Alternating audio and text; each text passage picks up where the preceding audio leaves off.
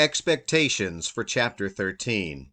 Hey folks, congratulations! We have finally reached the last learning module of the course. At this point in the semester, everyone is busy and stressing, so let's focus on the final assignments. First, there will be one short reading quiz dealing with the quartz chapter.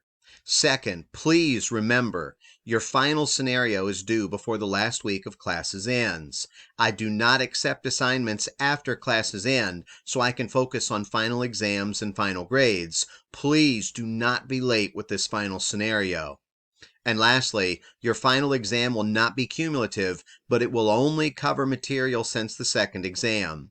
Since the exam is shorter, you will have a chance to make up some ground if you do not quite have the overall grade you want. I will also give you more details about a final review session as the last week of classes wraps up. Thank you so much for an enjoyable semester to this point.